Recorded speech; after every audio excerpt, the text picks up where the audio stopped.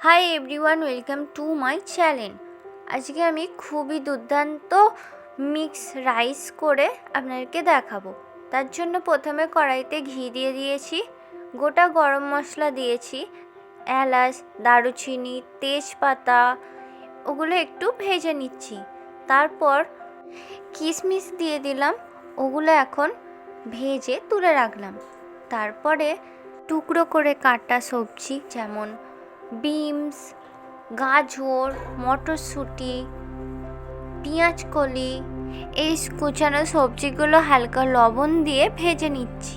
রাইসে ঘি মাখিয়ে রেখে দিয়েছি।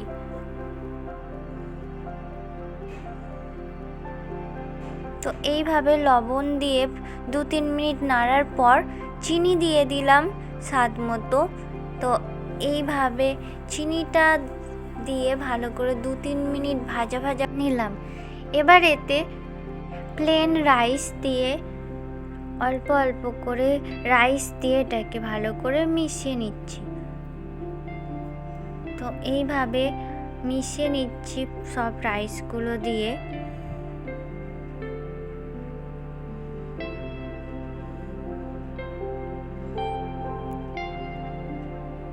তো রাইসটা ভালো করে মিশিয়ে নেওয়ার পর ওপর থেকে ঘি ছড়িয়ে এখন পরিবেশন করছি মিক্স রাইস। তো আপনারাও বাড়িতে ট্রাই করতে পারেন এই দুর্দান্ত মিক্স রাইসটি। ভালো লাগলে সাবস্ক্রাইব করতে ভুলবেন না। Thank you.